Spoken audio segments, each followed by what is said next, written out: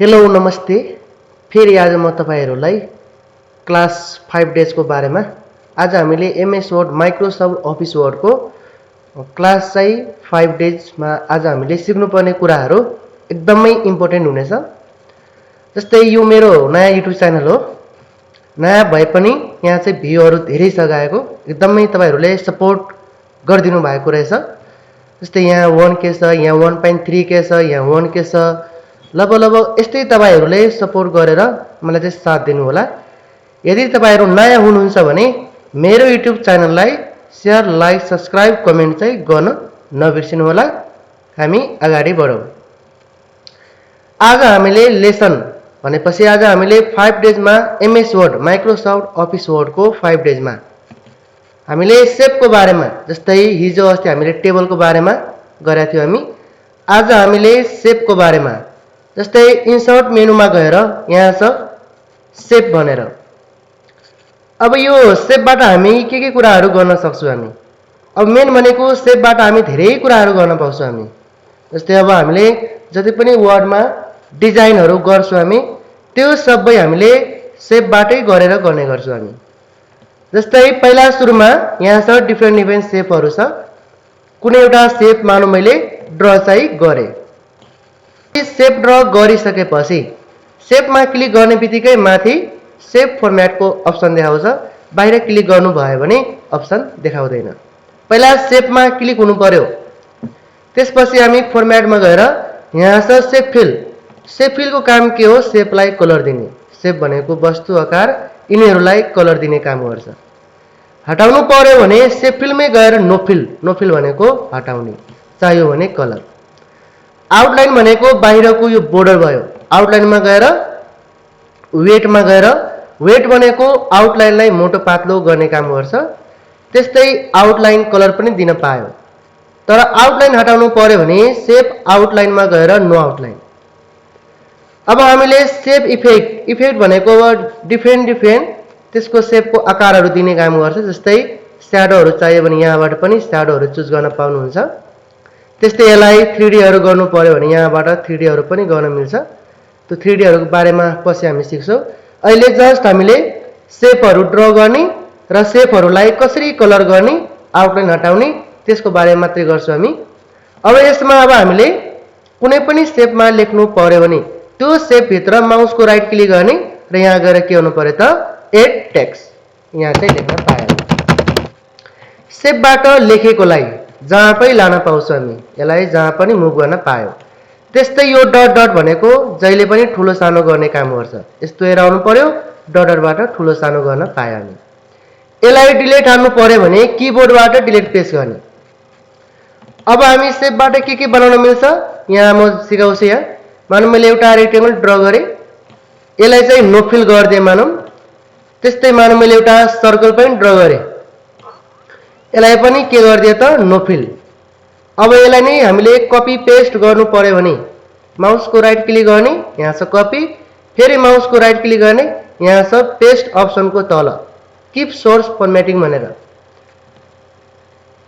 त्यस्तै अब यो सेप भित्र लेख्नु पर्यो।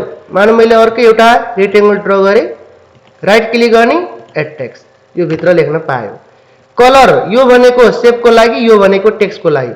वा होमबाट पनि गर्न पाउँछौं हामी। मैले टेक्स्ट चाहिँ लेखे।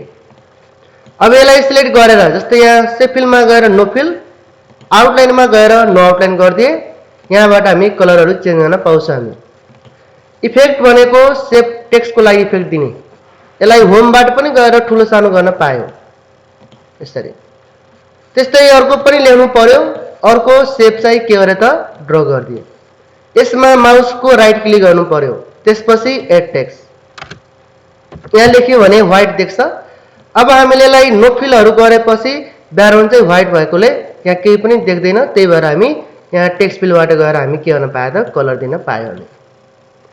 त्यस्तै अर्को मानौ मैले सेपमा गए, जस्तै यहाँ छ राउन्डेड वाला मानौ, यसलाई अब मैले सेप फिलमा गएर कलर, आउटलाइनमा गएर बाहिरको आउटलाइनलाई नो आउटलाइन गर्दिए। यसमा मानौ मैले एउटा रेक्टेंगल ड्र गरे सपोज।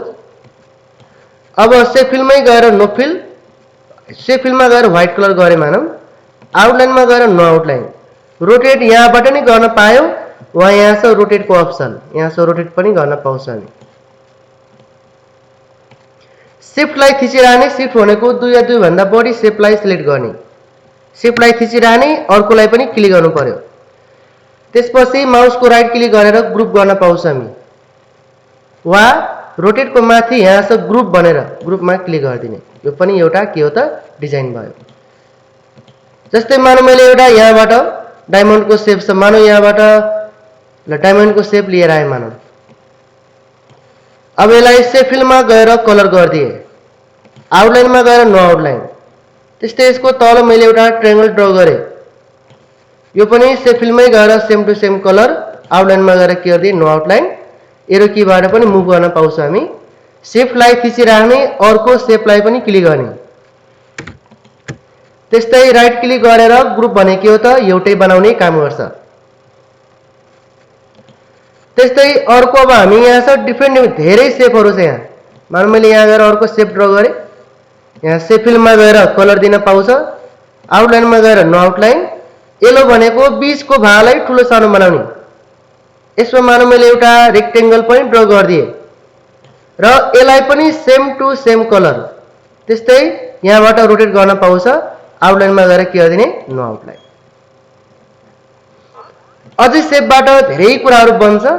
आज हामीले कलर गर्ने हटाउने मात्रै गर्दै हो। आउटलाइनमा गएर नो आउटलाइन गर्दै मानौ। यसमै मानौ मैले एउटा यहाँबाट ड्रा गरे, यहाँ मानौ मैले यो शेप ड्रा गरे सपोज। अब शेप फिलमै गएर कलर, आउटलाइनमा गएर के गरिदिए नो आउटलाइन। यो पनि एउटा के भयो त डिजाइन नै भयो। त्यस्तै अर्को अब हामीले यहाँ छ अर्को एउटा मानौ राइट एंगल ट्रायंगल ड्रा गरे, यसलाई अब शेप फिलमा गएर नो फिल गरिदिए, आउटलाइनमा गएर वेटमा गएर यसको आउटलाइन बढाउन मिल्छ। त्यस्तै शेपमा गएर अर्को यहाँ पाउँछ फ्री फर्म। फ्री फर्म भनेको आफैले ड्राइङ गर्न पाउँछ हामी। जस्ट एकचोटि माउसको लेफ्ट क्लिक गर्ने, जुन ठाउँमा लेफ्ट क्लिक चाहियो भनेको पोइन्ट चाहियो त्यहाँ लेफ्ट क्लिक गर्ने, लेफ्ट क्लिक गर्ने, लास्टमा के गर्नु पर्यो त जोइन गर्ने बेला डबल लेफ्ट क्लिक गर्नुपर्छ। त्यस्तै अर्को मानौ मैले यहाँबाट ट्रायंगल एउटा शेप ड्रा गरे, यसलाई शेप फिलमै गएर नो फिल, इन्सर्टमा जाने, शेपमा जाने, यहाँ छ अर्को आर्क भनेर होला। आर्क भनेको एंगलहरु बनाउने काम गर्छ। लेफ्ट क्लिक गरिराखे ड्रा गरिदिने, यसले मुभ पनि गर्न पाउँछ र यसलाई एरो कीबाट पनि यसले सार्न पायो भने। त्यस्तै अर्को इन्सर्टमा जाने, शेपमा जाने, लेख्नु पर्यो भने एउटा शेप ड्रा गरिदिने, माउसको राइट क्लिक गर्ने, एड टेक्स्ट गर्ने। त्यस्तै अब यसलाई शेप फिलमा गएर नो फिल, आउटलाइनमा गएर नो आउटलाइन। यसलाई सिलेक्ट गरेर टेक्स्टबाट कलर गर्न पाउँछ हामी।